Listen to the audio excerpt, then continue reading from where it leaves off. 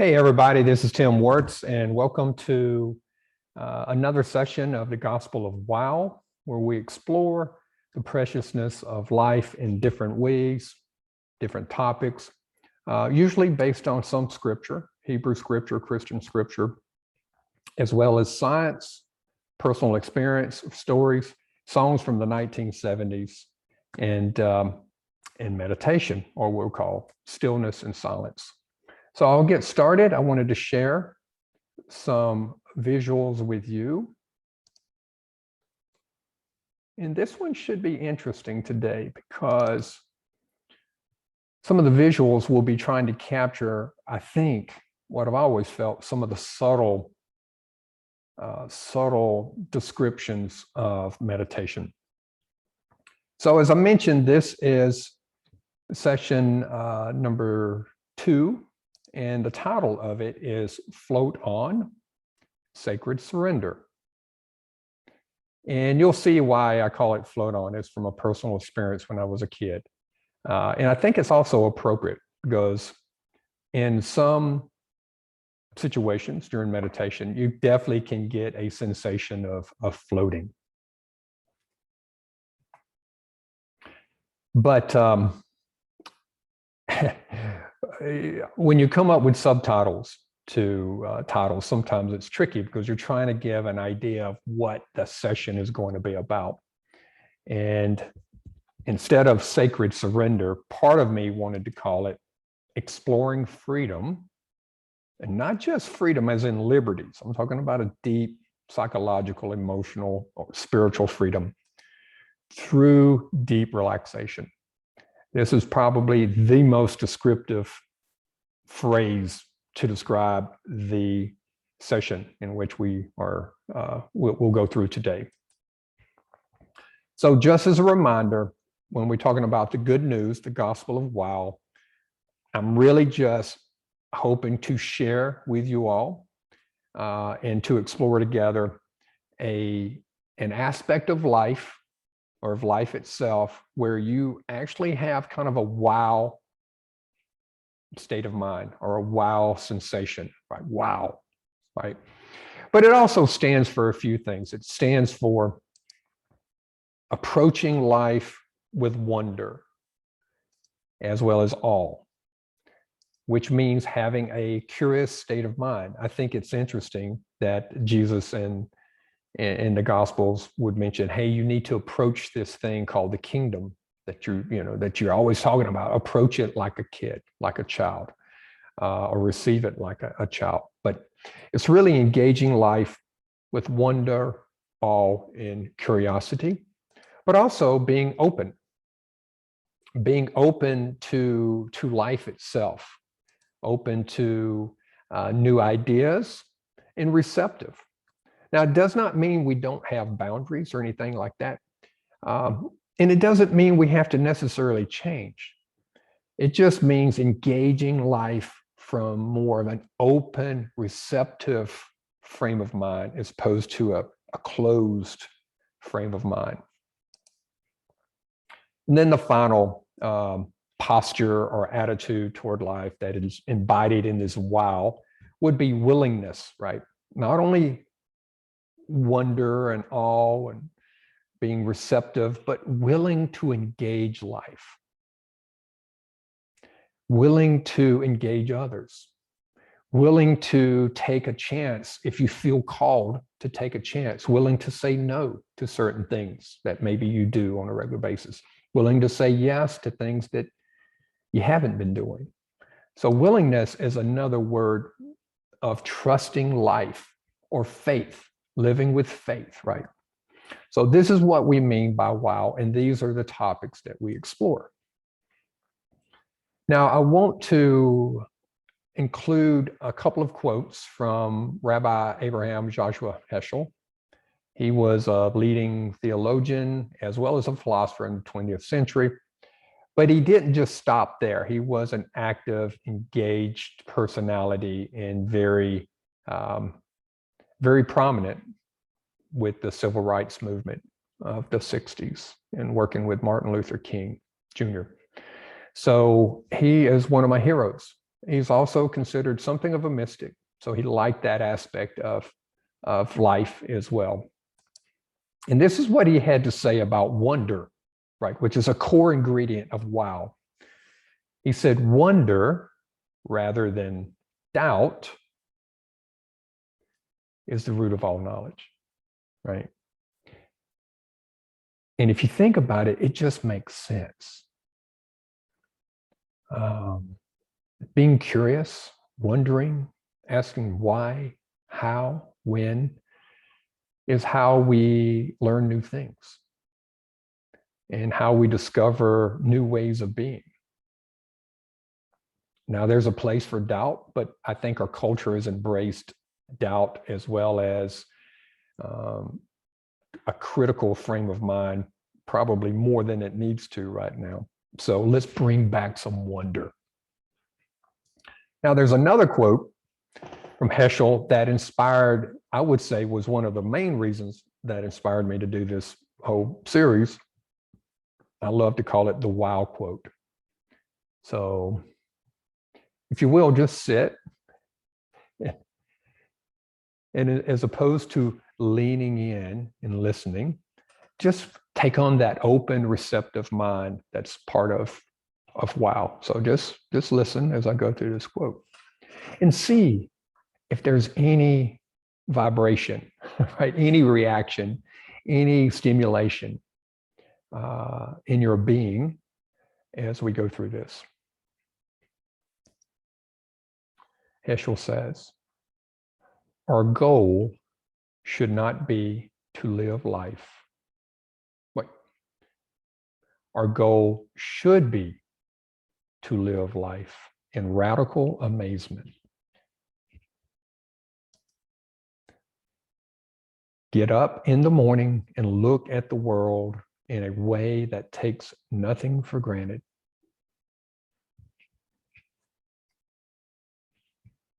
Everything is phenomenal. Everything is incredible. Never treat life casually. To be spiritual is to be amazed.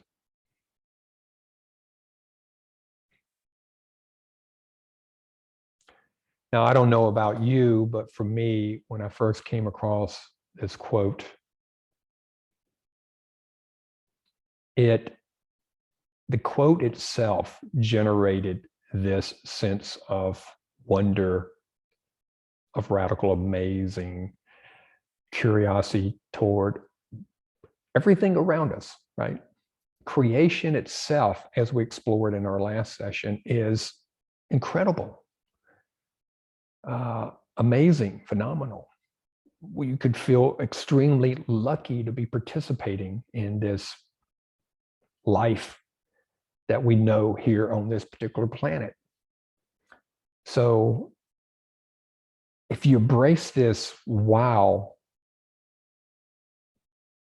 view toward life, then even in your more routine things, even in doing the things that you prefer not to do, you can bring a level of attention, of gratitude, of interest, which by definition means you're more engaged with it.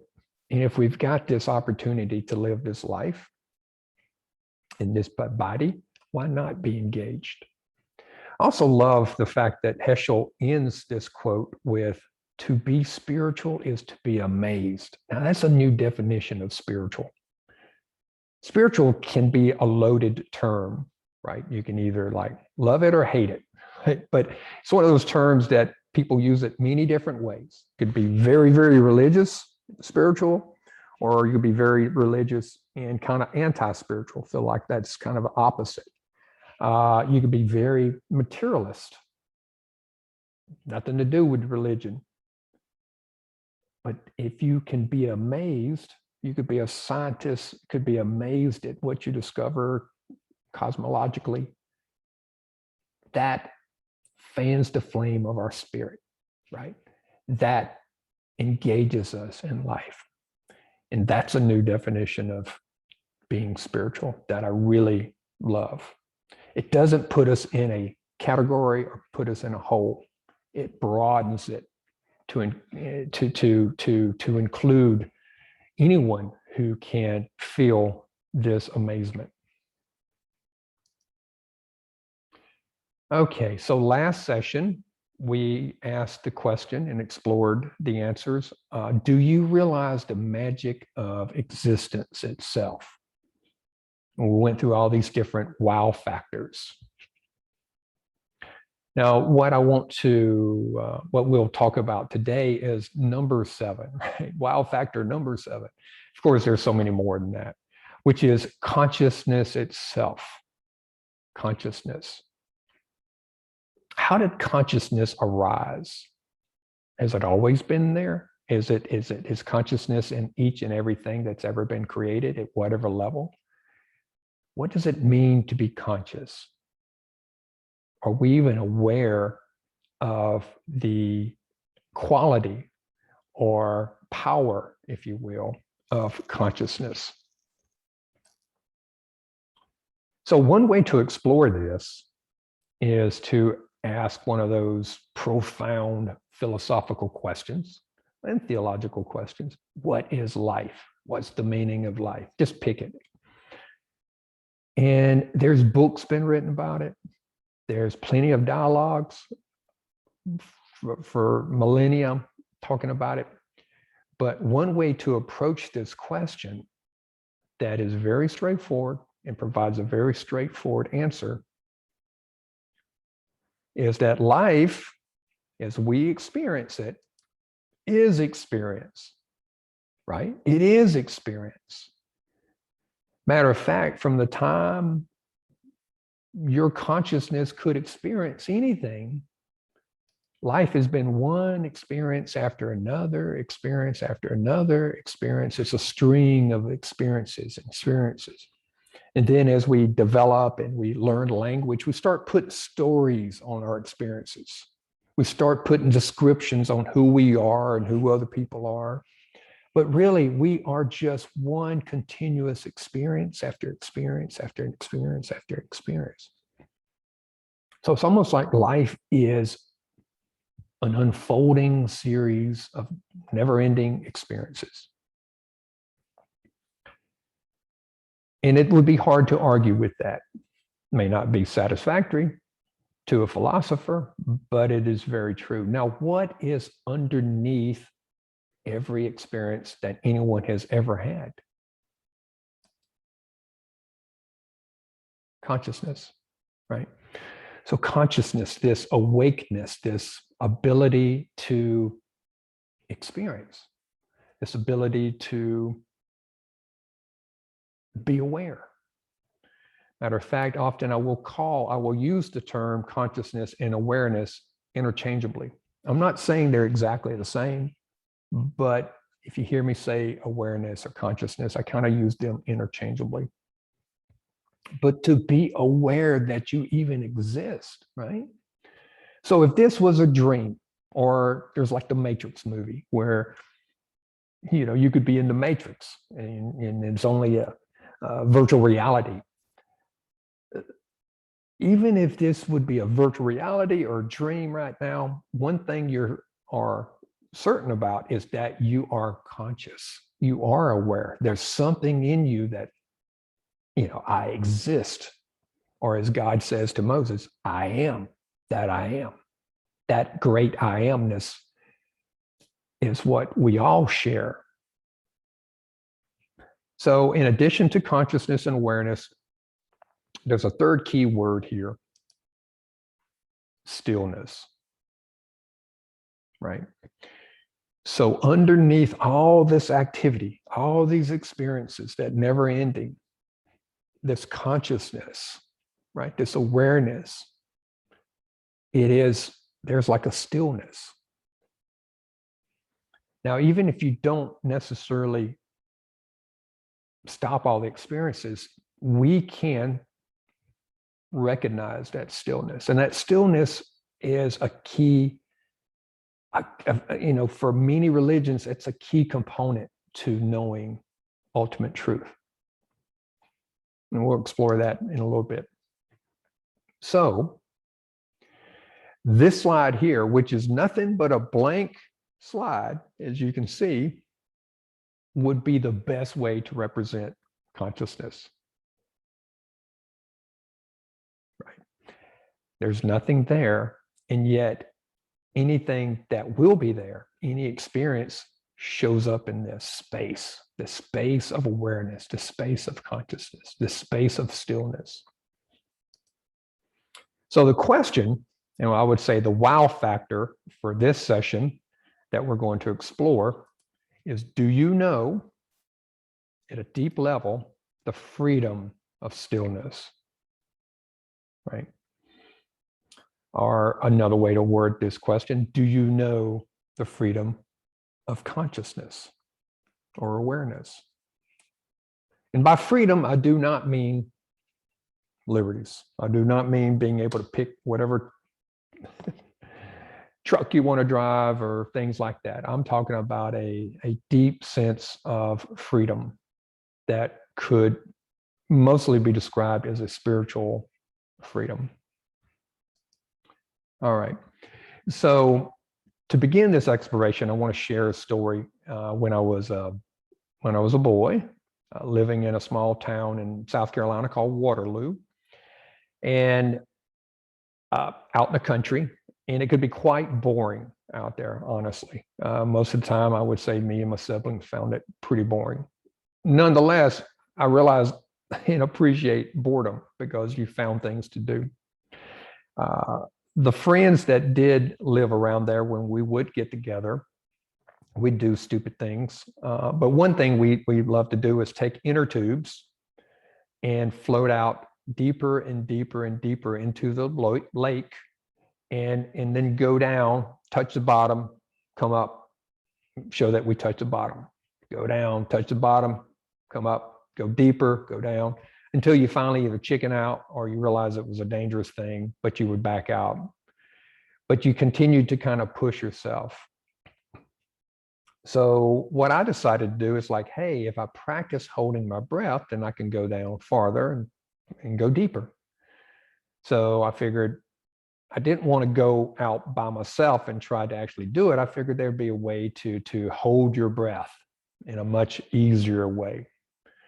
And I would just go into the lake in a shallow area, sit down, breathe deep, and then ease into the water and just slowly count 1, 2, 3, and just figured, I'd get better. I'd be able to count higher and higher and higher.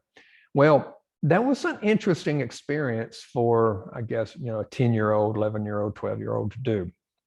I did eventually outgrow it. But here's some of the insights that I got from floating underwater that are prevalent even to this day. Deep breaths actually help. And we all know that if you've ever done any contemplation, meditation, or even try to kind of calm yourself down, deep breaths help. So I would breathe deeply, hold it, exhale, breathe deep, hold it before I would actually submerge and try to count my breaths. 2, being still helped. I learned that you don't want to be underwater moving around. That didn't help. And you didn't even want to be underwater holding tension, like you're straining to hold your breath. That didn't help. I learned pretty quickly, the more you relaxed, the better it was. So relaxation was critical. I remember discovering, hey, if I relax, the amount of time I could hold my breath just jumped up really quick. And then I learned that relaxation wasn't just a physical relaxation. I remember noticing that my mind couldn't be all panicky, or it couldn't count hard. It couldn't try to speed it up. And I had to be careful about the thoughts like, okay, I feel an urge to breathe. So it was a psychological, mental relaxation too, as well as a physical relaxation that was critical. And then once I got pretty good at it, and I would do this for, I don't know, probably an hour or so. What else did I have to do? But after I got pretty decent at it, I would extend my senses, right? You'd be under, and everything sounds different underwater. So it's almost like you're in a whole nother state of mind. You extend out, you can feel the water around you, fish coming and nibbling. You almost could tell when they're going to nibble on you, maybe before they even nibble on you. So that was another thing that I thought was an interesting insight. And the final thing, which is probably why I would do this, even though I would not be able to tell you, back then I would not have said this, but it was very peaceful. It gave you something to pass the time, and it made you feel really good. Now, I just chalked it up to I felt good because I was holding my breath and I'd be able to go down and show off in front of my friends. But looking back on it, I remember just being extremely chill, peaceful. So those are the insights. And this is why this session is called Float On. So relaxation is critical. That was one of the critical things from floating underwater. In meditation, many of the meditations that are offered are just simply forms of relaxation. And meditation and relaxation are like an onion. There's just more and more layers. The longer I've meditated, the more things continue to be uncovered, the more layers that's been peeled back. And just like an onion, there's no middle there. It's all empty when you get down to it. It's all empty. It's onion all the way through. It's consciousness all the way through. So today we're going to explore some of those levels of meditation. We're going to look at 3 different levels of meditation, if you will. The first one would be, and I'm showing this image of a pool because I like the phrase, the deep end of the pool. But the first one would be a meditation, physical relaxation / meditation, body scan that anyone can do. And it would be something of in the shallow end of the pool. The second meditation we'll do today is spacious meditation, and it's deeper, and it'll include more thoughts and emotions. And then the third meditation is what I'm referring to as surrendered relaxation or meditation. And that is truly at the deep end of the pool. And surrendered is the type of meditation where you have the least amount of guidance. So we're going to explore shallow end, waist deep, and then deep end of the pool. And what's going to be with us the entire time is our breath. Our breath will be our guide, which is a good thing because it's been with us and it's been our guide, whether we know it or not, from the moment we were born to the last breath we take. So it should be a good guide. And I think a way we can start right now is by using a technique called the box breath. Because it's really more like a square, right? A box breath, you'll see. And this is similar to what I would do before I would submerge in water. I would breathe in deep, I would hold it, I would exhale as far as I could, I would hold it, I'd breathe in deep again. So box breath, we will together inhale, hold for 4 seconds, exhale, then hold for 4 seconds, and then inhale. We'll only do 2 or 3, then I'll let you do a few on your own. Now, if you've got breathing issues or it hurts to inhale or exhale deeply, don't worry. Just sit there and breathe as deep as you can. It all has the same effect. Okay, so sit comfortably. You can close your eyes if you wish and just follow along. Okay, inhale, hold, exhale, hold at the bottom, Inhale, hold, exhale, hold. Inhale, 2, 3, 4. Hold, 2, 3, 4. Exhale, 2, 3, 4. Hold, 2, 3, 4. Inhale, 2, 3, 4. Hold, 2, 3, 4. Exhale, 2, 3, 4. Hold, 2, 3, 4. Now simply allow your breathing to return to normal.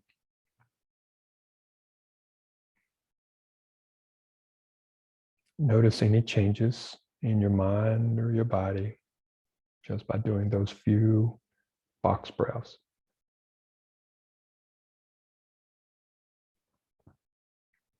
If you have your eyes closed, please open them gently. So the breath is critical, of course, in living, but I would also say in exploring consciousness.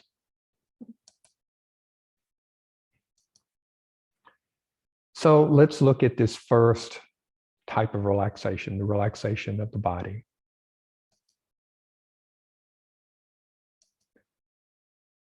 And with every one of these Gospel of Wow sessions, I want to include something scientific. So we're not just looking at these topics strictly from a scriptural or philosophical point of view. And the scientific aspect I want to explore today is the human nervous system. And I know this looks like a medical chart. It is. You don't need to remember anything at all. This is not a test. I just want to remind us or inform you, if this is new for you, that there's two primary nervous systems. I mean, it's all tied together, but one is called the sympathetic nervous system, also known as the fight, flight, or freeze nervous system, because it helps us decide in a very fast way, do we need to run to save our lives? Do we need to fight to stay alive? Do we need to freeze and try to hide to stay alive? The key thing there is survival. And then there's the parasympathetic nervous system. And instead of fight or flight or freeze, it's often referred to as rest and digest. You're more open, you're more restful, and your body processes work in a normal way. Now, how they're different is shown here in this picture. So when we're stressed, which a lot of us are all the time, where we are engaging at some level the sympathetic nervous system. And we need to know that. This is why stress is bad. When they say stress kills, it's because we're engaging this sympathetic nervous system and all the hormones that's released, which is fine when you need it, but it's not great when you don't. The effects are your pupils expand because they're trying to bring more things in. But that's not the big thing. The big things are the release of hormones, which I don't even mention here, adrenaline and things like that. But we breathe differently. We just talked about the importance of the breath, right? Our breath under the sympathetic nervous system, when we're stressed, tends to be shallower in the chest and faster. And our heart works harder, tends to pump at a higher rate to get us ready for whatever thing we need to be protected from. And our gut locks up, right? The body is realizing, hey, we don't need to be worried about digesting things right now. We need to kind of move our blood and our energy to something else. That's the sympathetic nervous system. Now, when we're calm and peaceful and relaxed, the parasympathetic nervous system kicks in. Our pupils are normal. Our breathing takes on a slower, deeper rhythm, which is good for relaxation. Our heart rate slows down. Again, a good thing in general. And our gut is active. Our body's doing is like, hey, everything's fine. Let's just do what we need to do. All it's good. So from a scientific point of view, the reason I brought up all of this is that the physical relaxation in meditations that we're about to go through are extremely beneficial to your whole body. So let's look at the breath and physical relaxation. So there's 3 different ways you could do a body scan. If you've done it, fine. I'm sure many of you have. Don't worry about it. But step through it with us today, with me today. And there's 3 ways we can do it. In matter of fact, if you want, let's just go through it right now. Again, get comfortable. And if you will, you can either, let's do it with eyes open, actually. And with eyes open, simply soften your gaze. You can continue to look at the screen because we should be able to physically relax without necessarily having to close our eyes. That's the whole key, right? Is to do it in everyday life. So there's 3 ways to do a body scan. One is we imagine that we breathe in. You know, we know, for example, that we breathe in, it goes to our lungs, and come out, you know, exhale, inhale into the lungs and out. But let's use our imagination, and we're going to breathe in and go directly to a body part. For example, our feet, right? So as if you can breathe in, inhale, and all the way down to your feet, and then exhale. Let's just do that together. Imagine that you could breathe in and the air goes all the way to your feet. And then exhale and it comes back out. And when you breathe into your feet, notice the energy, the tingling, the sensations that are in your feet. If we don't pay attention to a body part, we don't notice anything until it really does hurt.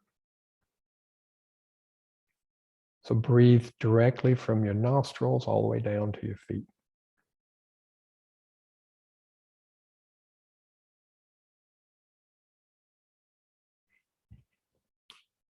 Now let's do the same thing, but breathe into your lower legs.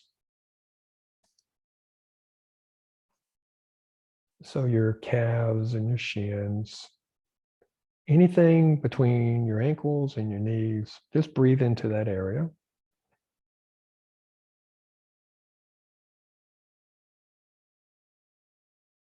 Notice what feelings and sensations are there.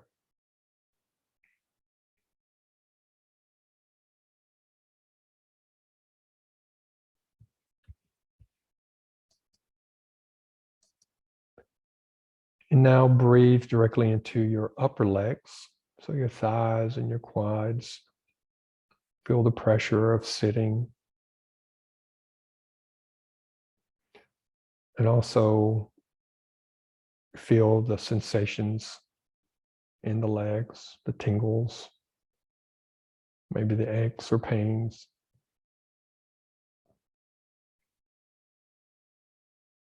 Breathe directly into your upper legs.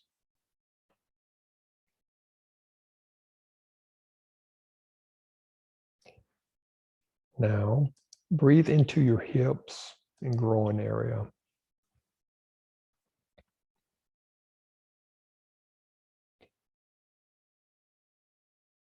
Feel your behind on the seat. Feel any stiffness in your hips. But breathe directly into that area. And with each exhalation, simply relax any tension you find there. But really, just feel the sensations.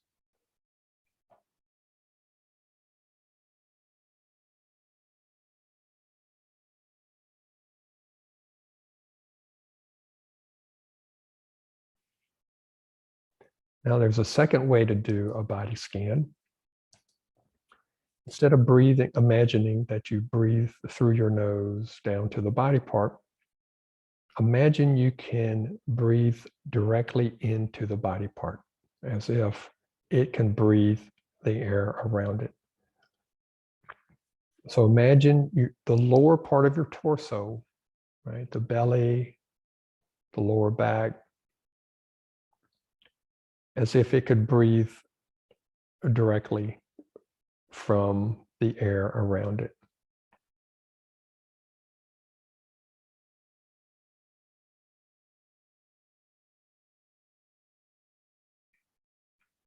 And feel the sensations of your lower torso.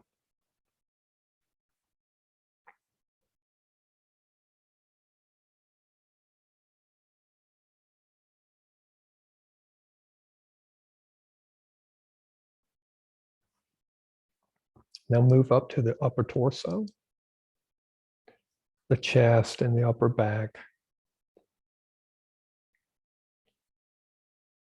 And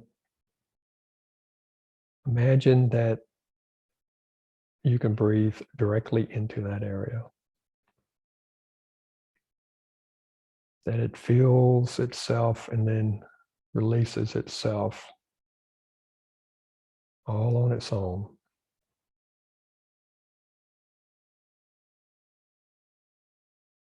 And experience the sensations in your upper torso. Simply allow them to be.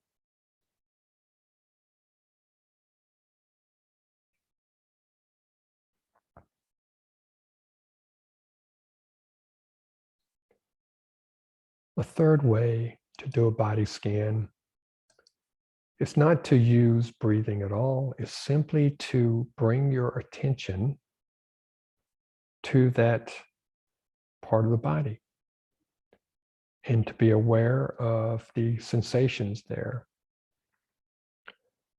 So now simply feel all of the sensations in your shoulders, your upper arms, your lower arms, all the way to your hands.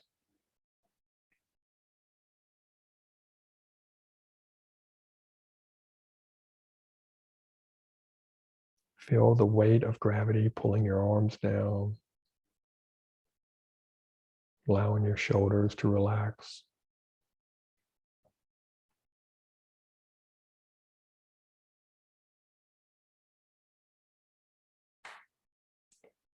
Now bring your awareness to your neck area, your throat, your neck, relaxing it. Now relax your jaw, relax your tongue, your lips, the cheeks, the muscles around your eye, your eyes, your eyebrows. Soften your forehead.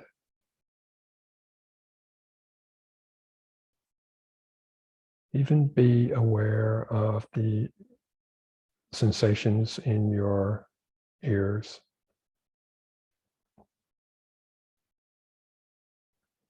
Feel all the sensations of your scalp.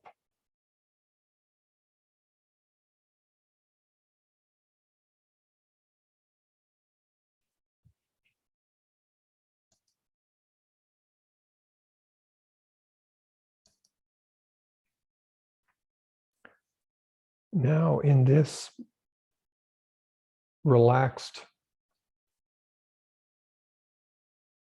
posture that you're in, let's practice a few body scans that you could do anytime, anywhere, any place.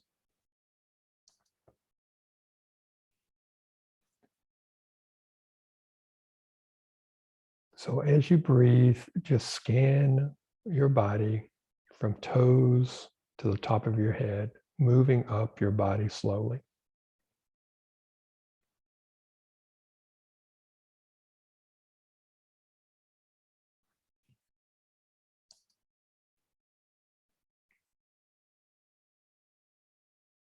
It needn't take more than a few breaths.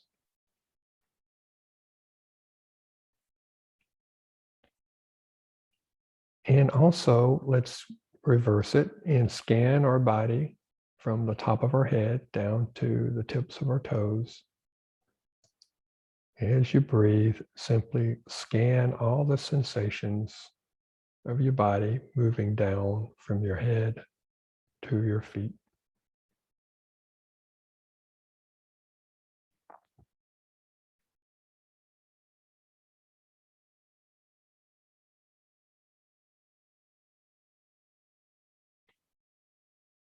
And another way to scan the body is to just drop into or to feel the whole body at one time. And imagine that every pore on your body can breathe directly into that area. This is what I call body breathing. So sit and just pulsate with the breath as if every inch of your body is breathing.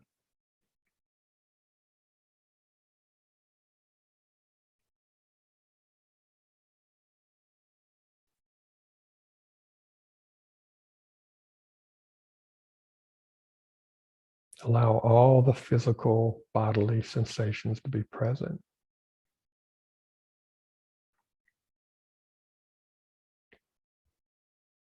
Feel the energetic aliveness of the body.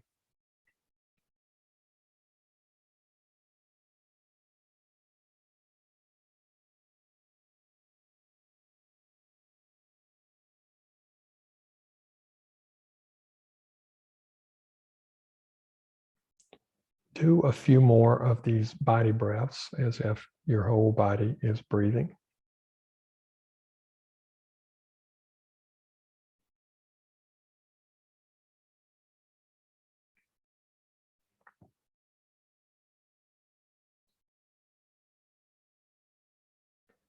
On your next inhalation, please breathe in a bit deeper, holding your breath for a second, and then exhale. Thank you very much. So that are some basic practices. Those are basic practices for doing a body scan, which can be done anytime, anywhere, with extreme benefits. So next, let's move to relaxation of the heart and mind. So if we've explored the body and all the different sensations that are in the body, and notice that you could breathe into these different parts, and it does have it's a relaxing effect on that particular part. Or just by putting attention on that part, feeling what it feels like to be your shoulders or your neck, can also relax you. So now we're moving from the body to include, we're still going to include the body, but we're going to include what we call the heart and mind. To me, this is emotions and thinking, thoughts, mental activity. Now I'm going to focus more on mental activity. To try to explore emotions will be a bit much, but just know that emotions and mental activities often are very closely connected. We'll have an emotion, And then our mental activity will surround it. We'll make stories, we'll get all upset and everything to keep that emotion going. Or we'll start thinking about something that bothers us or makes us happy, and that will generate an emotion. So thoughts can create emotions. Emotions definitely can create thoughts. So how do we handle this? So let's go back to our gingerbread man. Let's say gingerbread man is fully relaxed. He's went through the body scan. And perhaps you noticed this too, is that emotions or thoughts continue to come up, right? Just because you're relaxed doesn't mean you stop thinking. For example, often our minds will constantly be judging whatever's happening. Do I like this scan better or that scan, or I'm never relaxed, it'll never help me. So our minds love to judge. Also, we could be confused. What is he talking about? I'm kind of lost here, which can get us frustrated. Or since we do like to judge, especially if it's something feels good, we'll say, hey, this feels really nice, right? We have to confirm it by telling ourselves. Or we can say it doesn't feel nice, right? This is no fun. I don't really like this. I got things to do. And then there's different body parts that may talk to us, right? If we have an injury, it could say, hey, what about me? A knee could be hurting, or our stomach could be saying, hey, what are we going to eat tonight? So we have these nonstop conversations that are in our head. How can meditation help? I think one way we need to explore this is to look at the different voices that we have in our head. Because we often think it's just us talking, but if you pay enough attention, you realize there's different types of voices in your head. And it's important to kind of see them for what they are.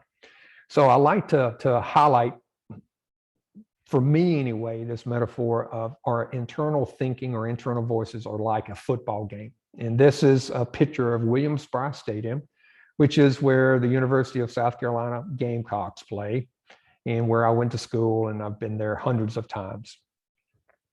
So how are our internal mental voices like a football game? Well, first of all, football games, especially if you watch it on TV, they have an announcer and they have a commentator. You always see two, right? There's the announcer, at least two, and then there's the color commentator. So the announcer is the voice that is just telling you what's going on. It will literally describe what you're already seeing, but that's the job. And if you notice, when we go through life, we have a part of us that will be kind of just stating what we already see. Now, I don't know the usefulness of that, but it seems like that's what we do as humans. So that's what the announcer does. It's almost like, well, this is happening, and this is happening, and then this is happening. Now, the color commentator is where we get all of our opinions, or we start rehashing a story. They're there to add entertainment, to add color to a situation. They're there to bring their expertise, their personality. This is where we can get judgmental, or we can celebrate, or we can bring back a story. Oh, I remember when I was doing this, right? So we have that voice in our head too. And they're slightly different. It's important to know there's the part of us that just kind of states what's happening, and then there's a part of us that comments on everything. Then there are the replay officials in a football game. These are those folks who have to look at certain plays or in life, certain situations in life. They look at them over and over and over, and they try to make a decision, whether it was a penalty or not a penalty. But in life, don't you know it, right? We have certain situations that we play over and over and over in our head. But unlike replay officials, often we don't come to a conclusion. Or if we do come to a conclusion, it's something either, maybe it's not the healthiest thing. But we have that aspect of our thinking. It'll be a story that we tell ourselves over and over, or certain worry, certain things that making us anxious, or something we're looking forward to. So we have a replay official too. Then something that's often overlooked is the noise of the crowd. the crowd kind of ebbs and flows based on emotions. Sometimes there could be a quiet crowd. You're sitting there watching a game. It's like, wow, everybody's really quiet. Or sometimes it could be frenzied. Now, you don't know what the crowd is saying. It'd be impossible to know what the whole crowd is saying, but you know there's a noise. Sit and pay attention to your mind and your mental activity enough, you'll realize there's kind of a bubbling of almost like conversations you really can't make out, constantly going on in your mind. It could be like a sentence fragment pops out, or something seems to pop out of the blue, but there's kind of like, even if it's not verbal language, it just feels kind of energetic, and it can feel more energetic during high times of emotion. So those are the types of voices that you'll notice when you sit in meditation, or you're just moving around in life. We tend to group them all together. I think it's important to differentiate them. Now, the problem, this is, of course, the two old guys from the Muppet Show, Wardolph and Stadler, I think they were their names, up in the balcony of the Muppet Show, who are constantly lobbing down critiques of the show of Kermit and Miss Piggy. So just like the old guys in the balcony, our internal voices are often very critical. If they're not critical of ourselves, they're critical of other people. Not always, but that's not uncommon. And they're constant, right? It's like you could say, well, I don't want to, I need some peace of mind, but it doesn't happen on its own. They tend to keep going. And the more you try to push them away, the more they crank up. And because they tend to be repetitive, talking about that replay official, these are the replays we have in our heads. Tends to be very repetitive, and they can be incoherent, right? Sometimes they're just jabbering between each other, but they have like a critical nature to them.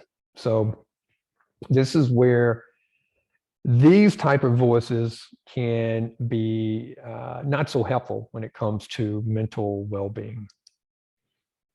I think another metaphor for internal voices is they can feel all this talk up here, the worries, anxiety.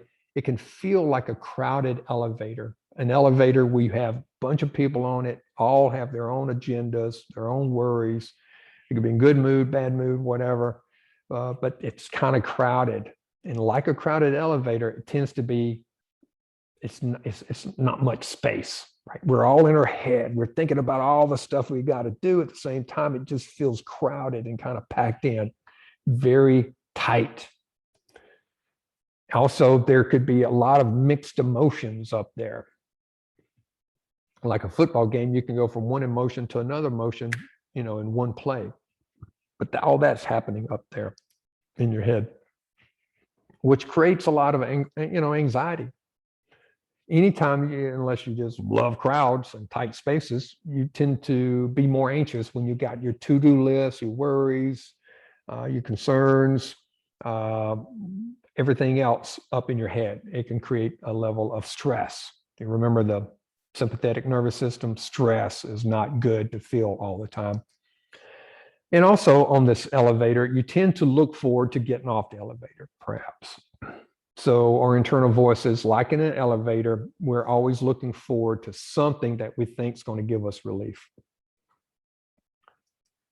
And what relaxation does in meditation, it helps us, like this picture here, as opposed to being on a tight elevator. The elevator opens and we step out into a big open room. It helps us because it creates more space. It doesn't eliminate emotions. It doesn't eliminate thoughts.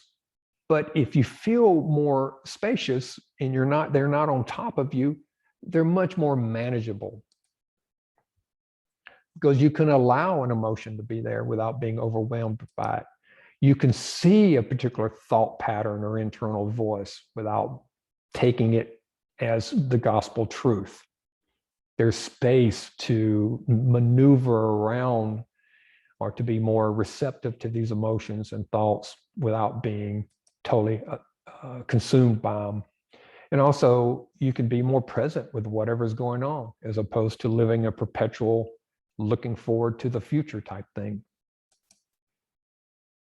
So let's do a meditation called spacious relaxation, where we're going to create more space. And for me, I like to call it spacious because you feel more spacious. We're going to help you create that. And it helps us get a better perspective on our thoughts and our emotions. All right, so take a seat. If you like closing your eyes, you can. I'm going to add some visuals, which are fine. If you want to do an open-eyed meditation and kind of follow along, you should still be able to relax, create space with your eyes open. I would just encourage, if you leave your eyes open, which is fine, to not try to understand everything I'm saying. You're not in a classroom. You're not going to be quizzed. Allow the words to just come to you, and whatever effect they have is fine. And also soften your gaze. It's not like you're focused on something that you have to remember, right? So let's start just by taking a couple of deep breaths. If you wish, you could do a few, just 2 or 3 box breaths.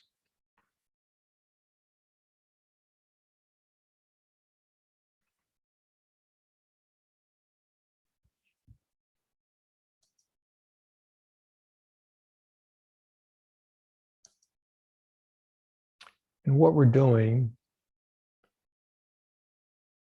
is just simply creating more space for our thoughts by being aware of the body and not just living in our head. So either do a body scan, toes to the top of your head, or top of the head to toes, or simply follow along with me and practice a few body breaths as if your entire body is breathing.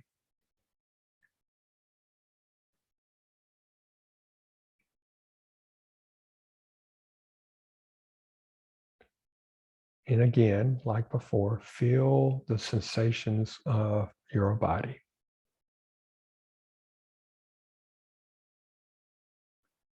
And allow the body breathing to relax your face, your neck, your shoulders, your hips, your legs, your feet.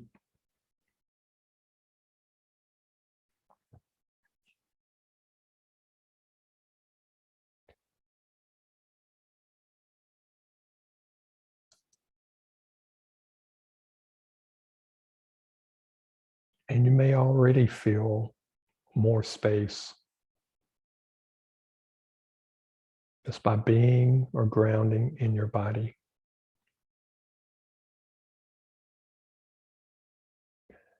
But now we can create even more space by extending our senses. So start listening to the sounds in your environment, almost as you're stretching your attention, your awareness out into the room.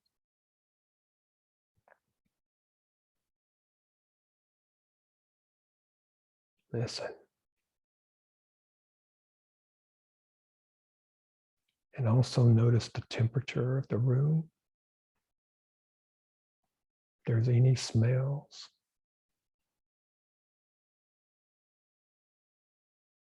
Extend out into the room your awareness.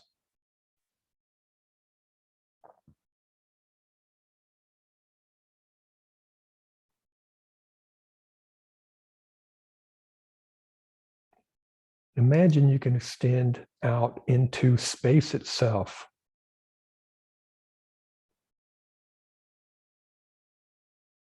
And by space, I just mean the space there where you are. fill up the space with your attention, with your awareness.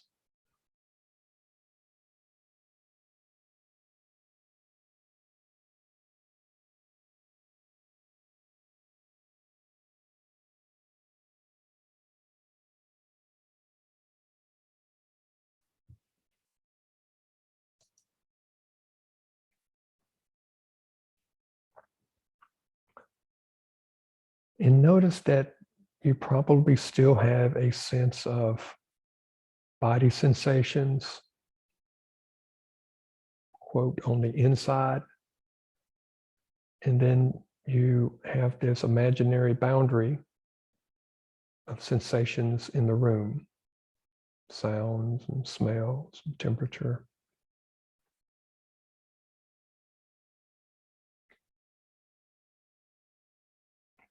But if you realize that all of these are just experiences or just sensations, that in your consciousness, there's no inside or outside. All of these sensations are occurring simultaneously. So drop the idea that you have a body and just allow your body to be a cloud of sensations and experiences floating in a larger space of other sensations and experiences.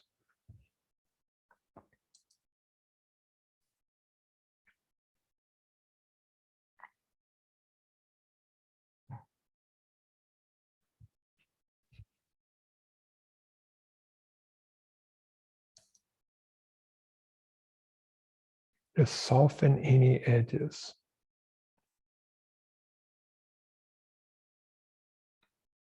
Simply feel sensations, energies, tingling.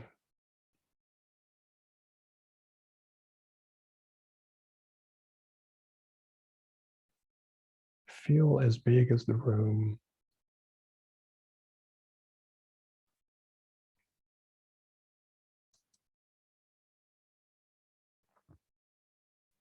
Now, from this more spacious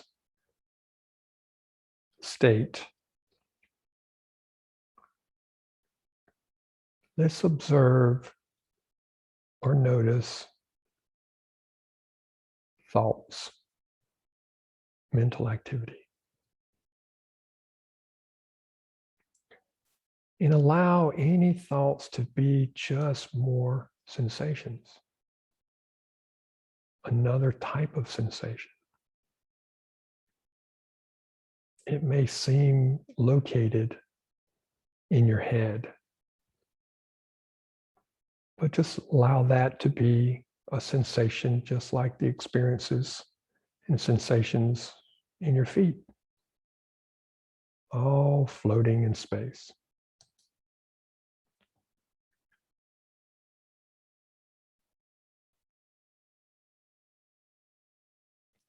It may help if you find yourself thinking to yourself or captured by a thought. Treat the thoughts as if they are voices in another room and you could care less what they're saying, or they are foreign language that you don't understand, or they're just more sounds that happen to be located in your head as opposed to in the room. Allow them to come and go,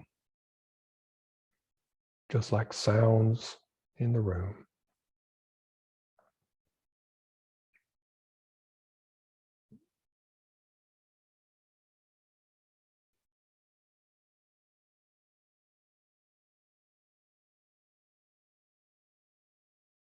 And from the perspective, from pure awareness,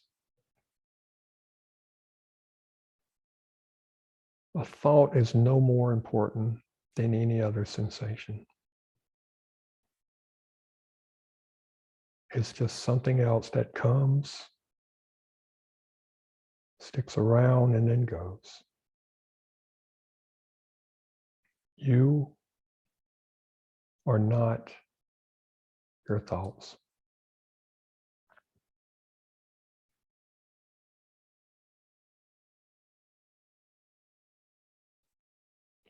Rest in this pure consciousness,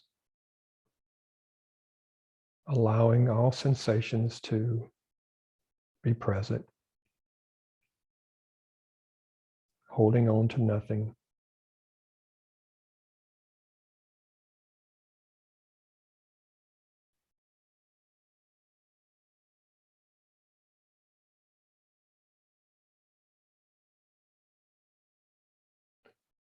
And just simply feel the space that is now available for you.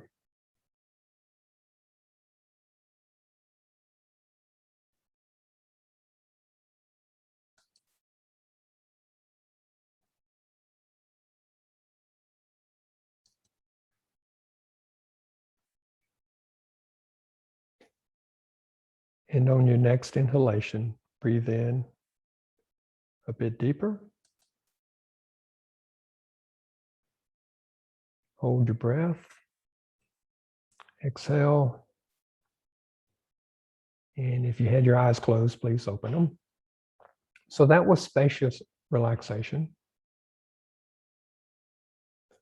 And just to kind of summarize it, because we tend to live in our head and have this constant conversation of all those internal voices, what we're doing here is just dropping into our body and then expanding out, if you will, into our environment. And then the thoughts are not so crowded. They have a place, they're there, but they're not so dominant. And that can help. Same for emotions. All right, the final type of relaxation in meditation is relaxation of the soul. Now, I'm not going to get into what a soul is or anything like that, but I would just say it's even a more, it's kind of the core of our being, right? There's a different type of meditation that is not as instructional as what we've done so far. And I would almost say it's the meditation of faith, of trust in life. So one of my heroes, in addition to Rabbi Heschel that we talked about earlier, is St. Francis, because he seemed to be such a loving person who had a particular path that was laid out for him. He decided not to go that route, and he took a radical change and really embraced the path of following Jesus almost to a T, right? Not necessarily the church, but Jesus. But anyway, and he became a huge nature lover, of course, because he saw everything as being divine. But one of the questions that was heavy on his heart, that called to him, and that he pondered deeply, perhaps in a cave, I don't know the full story, but he was just saying, out of sincere yearning, right, of what to do with this life that I've got, who are you, Lord? And who am I? Over and over, who are you? What are you? What is God? What is this? What am I? And what am I to do? Over and over and over until something happened. And obviously, he had either an answer or a direction, and he took action, radically changed his life, and changed the life of the world. I mean, the Franciscans are obviously based on what St. Francis started. So what does that have to do with meditation or consciousness? Well, asking the question, who or what is God, is extremely controversial, very dicey, And I don't want to try to answer it here because it's a mystery if we all really admitted it. But I think there is some wisdom in the Hebrew scripture, Psalms, when the psalmist says, "Be still and know that I am God." Psalm 46, right? This is an instruction from how to know God. It didn't say move around and know that I am God. Read more books and know that I'm God. Be still and know that I am God. And humans aren't good at that. So the meditation of the soul is all about stillness. It's all about silence.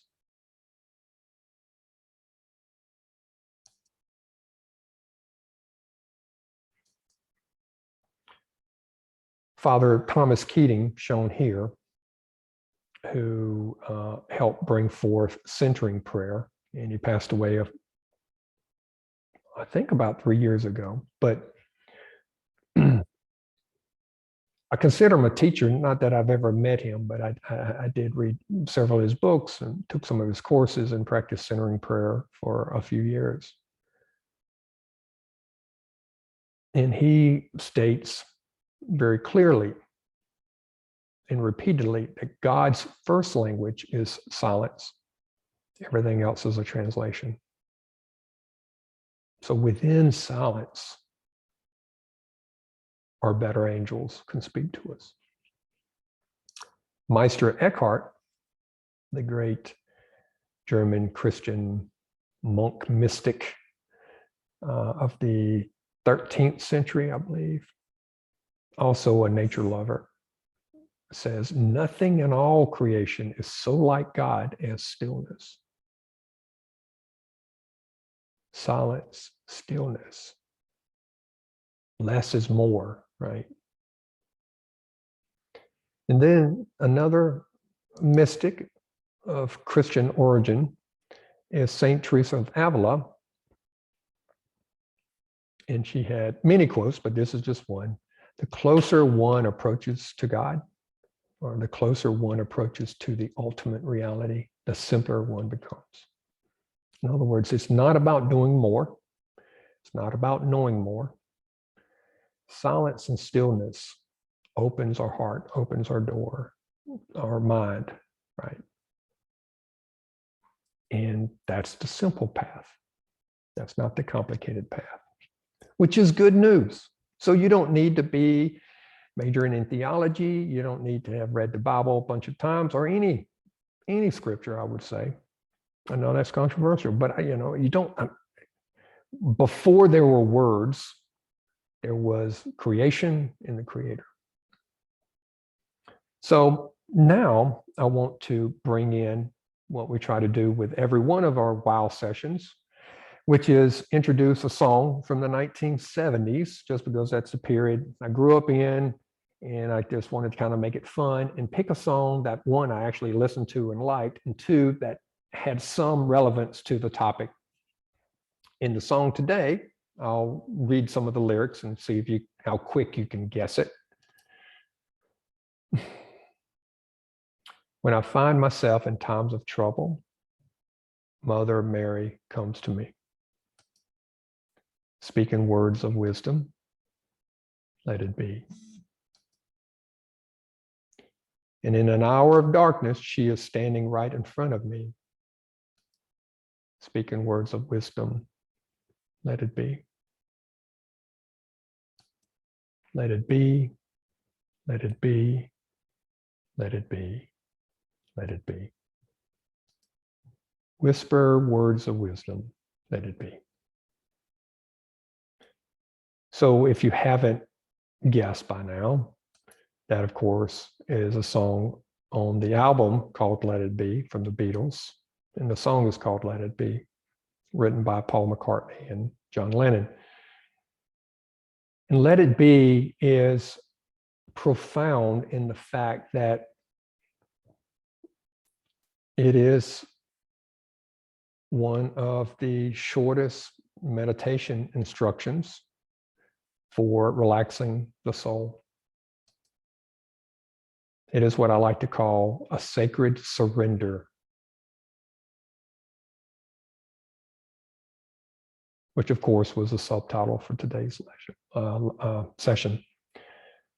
Now, Let It Be is just one. There's other deep end of the pool meditations. For at least a decade, I used to practice just sitting still, relaxing, and paying attention. Simple as that. But being a student of Jeff Carrera, also like to sit with Jeff's The Practice of No Problem, where you sit and have literally allow nothing to be a problem while you're sitting. You just, things come up, no problem. He also refers to this as the art of conscious contentment, where you sit for 10 minutes, 20 minutes, however long, and you consciously just, I'm going to be content and okay with whatever happens while I'm sitting. Of course, Jesus in the Garden of Gethsemane, when he realized his crucifixion was coming, praying, take this cup from me, but then he ends up stating, thy will, not my will, be done. That's another form of let it be. And Father Thomas Keating, one I've just mentioned, in his centering prayer, where you have a sacred word. So you sit, being with God, being with the sacred, being with the divine. And if you get distracted, you just have you have a sacred word to just bring you back to being present, which is essentially being present with the great I am, which is just a phrase for, existence, consciousness, God, the creator. Whatever it is that's the ground of being for which all things flow. So we're going to do a very short surrendered relaxation meditation, just to give you a taste of it. So sit comfortable.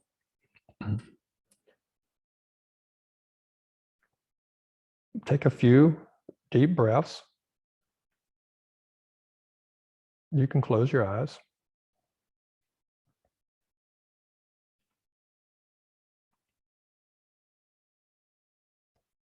And let's ground ourselves in our body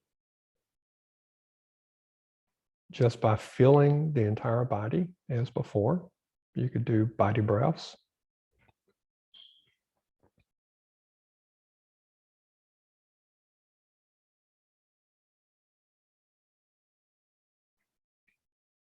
Noticing and feeling the aliveness of the body.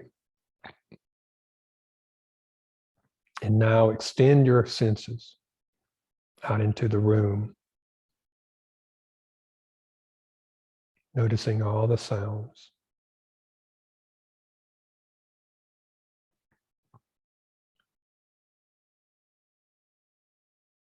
As if you're listening for the smallest of noises.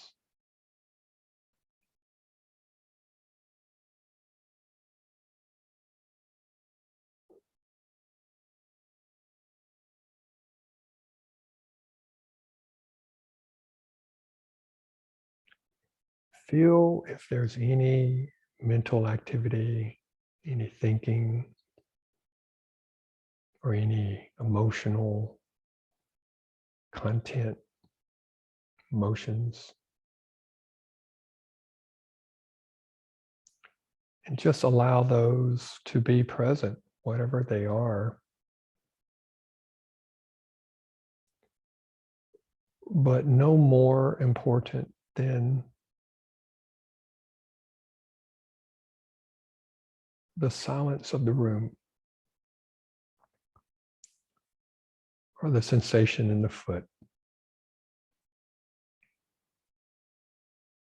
Just open to all experiences that is occurring right here, right now, with no preference whatsoever.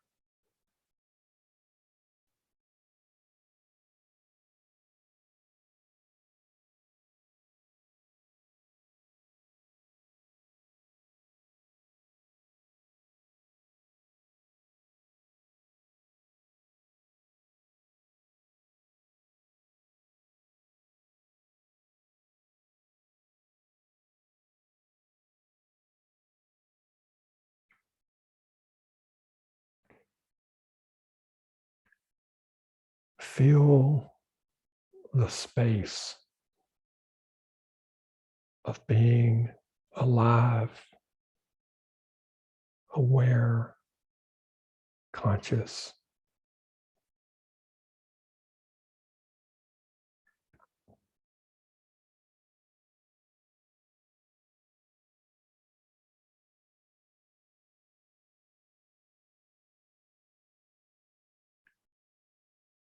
You are not controlling anything that's happening. It is just happening.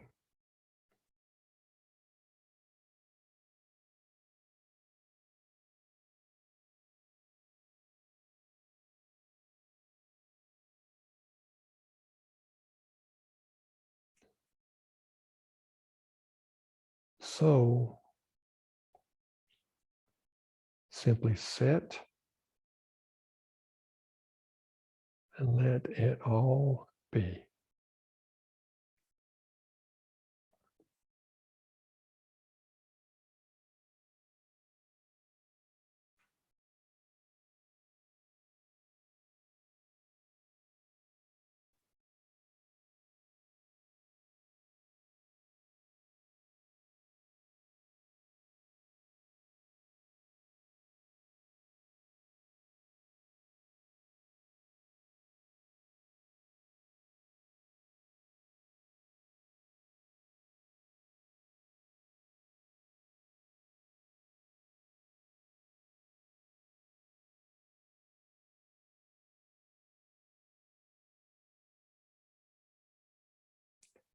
And even if you get captured by a thought, and you start thinking, that too is nothing more than another sensation. And even let that be as it is. And simply sit in this spacious awareness where there's nothing you need to do.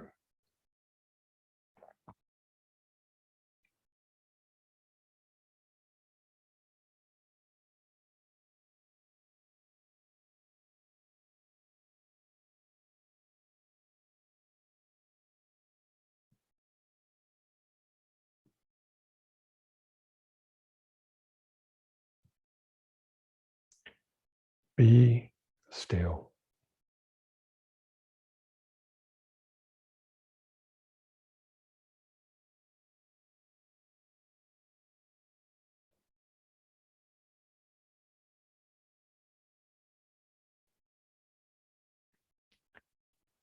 And for the last minute together,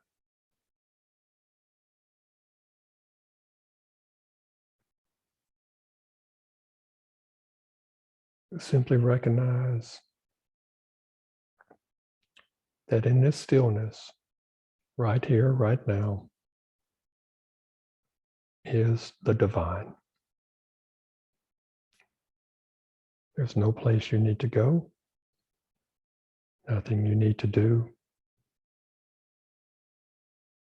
nothing you need to understand.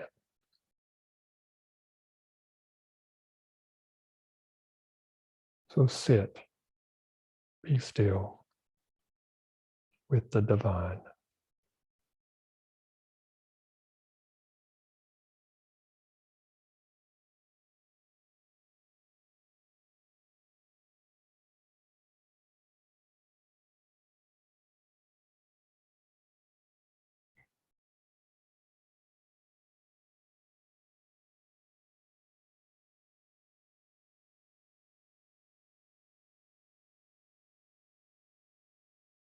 On your next inhalation, please breathe in a bit deeper. Hold. And then release. And open your eyes.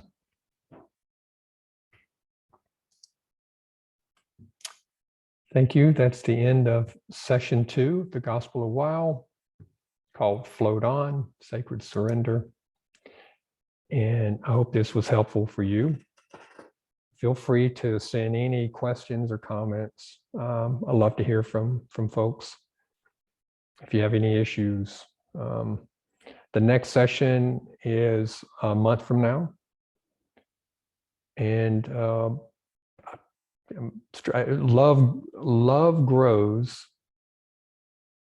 And I can't remember the other part. But anyway, we'll explore one of the parables of Jesus about planting seeds and they grow. It's one of my favorite parables. So I hope you can join me. Until then, take care.